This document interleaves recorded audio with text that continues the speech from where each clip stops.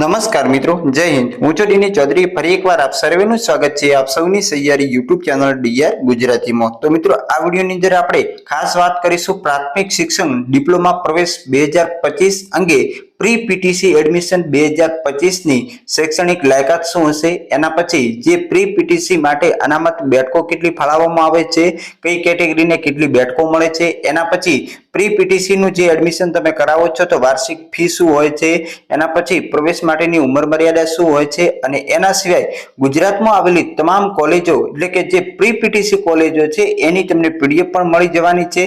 PDF તમને ક્યાંથી મળશે એની પણ વાત કરીશું। સાથે સાથે તમામ માહિતી જે અત્યારે જ તમે આ વિડીયોની અંદર છેલ્લે સુધી જોતા રહેજો। અને ખાસ પ્રી પીટીસી માટેના જે એડમિશન છે એ મિત્રો ઘણી બધી કોલેજોની અંદર શરૂ પણ થઈ ગયા છે, એની ઓફિશિયલ જાહેરાત આવશે, પરંતુ એના પહેલા પણ તમે કોલેજ પર જઈ રૂબરૂ ફોર્મ ભરી શકો છો। અને જ્યારે જાહેરાત આવે એના પછી તમારા ડોક્યુમેન્ટ વેરિફિકેશન થતા હોય ને એના પછી મેરિટના ધોરણે જે તમારા ધોરણ 12 ના ટકા છે એના આધારે તમને એડમિશન મળી જતું હોય। તો એની જે મારા જોડે માહિતી છે, સંપૂર્ણ માહિતી આ વિડીયોની અંદર આપણે આપશું, તો વિડીયો અંત સુધી જોતા રહેજો। તો ચાલો વિડીયો શરૂ કરીએ।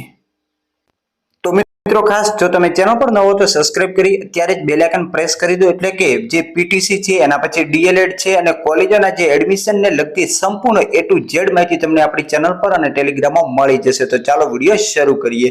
તો સૌથી પહેલા પ્રી પીટીસી પ્રવેશ માટેની શૈક્ષણિક લાયકાત છે એ મિત્રો ગુજરાત માધ્યમિક અને ઉચ્ચતર માધ્યમિક શિક્ષણ બોર્ડ દ્વારા જે ધોરણ 12 ની પરીક્ષાઓ લેવાઈ હતી એની અંદર તમે ઉત્તીર્ણ એટલે પાસ થયેલા હોવા જોઈએ। અને પ્રવેશ તમને જે ધોરણ 12 ના ગુણાનુક્રમે મળવાપાત્ર થશે, એટલે કે ધોરણ 12 નું જે મેરિટ છે એ મુજબ તમને કોલેજોની અંદર પ્રવેશ મળશે। પ્રવેશ માટે ઉંમર મર્યાદા શું હોય છે, તો ઉંમર મર્યાદા 24 વર્ષથી વધુ ન હોવી જોઈએ અને અનામત કક્ષાના ઉમેદવારો હોય એમને 5 વર્ષની છૂટછાટ મળવાપાત્ર થશે। પછી અનામત બેઠકો, તો અનુસૂચિત જાતિ માટેની 7% બેઠકો હોય છે, અનુસૂચિત જનજાતિ માટે 15% હોય છે, વિકલાંગ જે કેટેગરીમાં આવતા હોય એમાં 5% બેઠકો હોય છે, એના પછી ઓબીસી ની 27% અનામત બેઠકો રહેશે અને આર્થિક રીતે નબળા વર્ગના ઉમેદવારો માટે પણ 10% ની બેઠકો રહેશે અને બાકીની જે બેઠક છે એ મિત્રો જનરલમાં આવશે। એના પછી ખાસ અહીંયા જે વાત કરવામાં આવી હતી એ મિત્રો જાહેરાત ગઈ સાલની છે 2024-25 ની, એટલા માટે જે તારીખ છે એ મિત્રો અહીંયા તમે જોઈ શકશો 2024 ની જે નવી જાહેરાત આવશે એટલે તારીખ પણ એની અંદર નવી આવશે। તો 5મા મહિનાના છેલ્લા અઠવાડિયાની અંદર આની જાહેરાત આવી શકે છે અને ડોક્યુમેન્ટ કયા કયા જોઈએ એની પણ આપણે આગળ વાત કરીશું। સાથે સાથે જે સ્વનિર્ભર પ્રી પીટીસી કોલેજો છે એની વાર્ષિક ફી 15,000 રૂપિયા રહેશે અને આ 2 વર્ષનો કોર્સ આવે છે, એટલે 2 વર્ષની ફી જે છે આ 15,000 મુજબ તમે ગણી શકો છો। એના પછી પ્રી પીટીસી કોલેજો મિત્રો ખૂબ જ ગુજરાતની અંદર ઓછી છે। પીટીસી ડીએલએડ કોલેજો તો ઘણી બધી છે, એની પીડીએફ આપણે ટેલિગ્રામમાં મૂકી છે, પરંતુ જે અનુદાનિત બાલ અધ્યાપન મંદિરોની યાદીની વાત કરવામાં આવે તો અનુદાનિતમાં 3 છે, જેની અંદર બહેનો માટે ખેડામાં છે, ભાવનગરની અંદર મિશ્ર છે અને એક પાલનપુરમાં પણ મિશ્ર છે।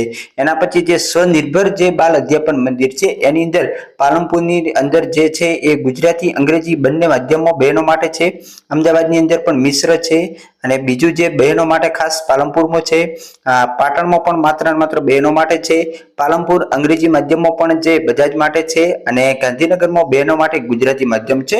તો આ જે 9 કોલેજો છે એ મિત્રો પ્રી પીટીસી માટે છે। હવે પ્રી પીટીસી કર્યા પછી આગળ તમને કયા ફિલ્ડમાં જોવા મળે, અત્યારે કઈ કોલેજમાં ફોર્મ ભરાય છે એની પણ આ વિડીયોની સાથે જ વાત કરવાની છીએ, તો વિડીયો જોતા રહેજો। તો ચાલો હવે આપણે એડમિશનની વાત કરીએ। તો મિત્રો, એડમિશનની વાત કરવામાં આવે તો એડમિશન 2025-26 વિદ્યા મંદિર ટ્રસ્ટ પાલનપુર સંચાલિત શ્રી કેજે Mehta college of pre primary education Palanpur pre PTC બાલ અધ્યાપન મંદિર એટલે કે ડીપીએસસી, જેની અંદર અત્યારે મિત્રો એડમિશન થવાની શરૂ થઈ ગઈ છે। બાલવાટિકા જે ઇન્સ્ટ્રક્ટર આંગણવાડી કાર્યક્રમો નોકરી માટેની તાલીમ આપતી બનાસકાંઠા જિલ્લાની એકમાત્ર NCTE માન્ય ગ્રાન્ટ ઇન એડ સંસ્થા છે। શૈક્ષણિક લાયકાત આગળ પણ વાત કરી, ધોરણ 12 પાસ 50% અને અન્ય જે કેટેગરીની અંદર 45% હોય તો પણ ચાલશે। આ કોર્સ 2 વર્ષનો આવે છે, રેગ્યુલર આવે છે। હવે આ કોર્સ કર્યા પછી તમને સામો તક મળે તો આવનારા વર્ષોની અંદર સરકારશ્રી દ્વારા આંગણવાડી કાર્યકર્તાની જે ભરતી આવશે અથવા તો ખાનગી જે બાળ મંદિરોની અંદર ઉજ્જવળ તક બનશે। અને અત્યારે પ્રાથમિકની અંદર તમને ખબર હોય તો બાલવાટિકા ચાલે છે, એની અંદર પણ હાલના સમયની અંદર જે છે એ મિત્રો પીટીસી આધારિત છે, પરંતુ અગાઉના સમયની અંદર પ્રી પીટીસી ભરતી પણ આવશે. એના સિવાય પોતાની ખાનગી બાલવાટિકાઓ ખોલવા માટે પણ તમને આ કોર્સ કરેલો હોય તો પરવાનગી મળી શકે છે. એના સિવાય વય મર્યાદા તો આપણે વાત કરી દીધી છે, 24 વર્ષ છે, બાકીનાને 5 વર્ષ છૂટછાટ મળે છે. એડમિશન માટે એક નંબર આપેલા છે જેની ઉપર સંપર્ક કરી શકો છો. અહીંયા QR કોડ આપેલો છે, એને તમે સ્કેન કરશો તો તમે એક WhatsApp ગ્રુપમાં એડ થઈ શકો. જે એડમિશન માટેનું છે. વિવિધ પ્રવૃત્તિઓની તક તેમજ અંગ્રેજી અને કોમ્પ્યુટર ક્લાસીસ, શૈક્ષણિક બાબત સાથે અન્ય સહ પ્રવૃત્તિઓ પણ કરાવવામાં આવે છે.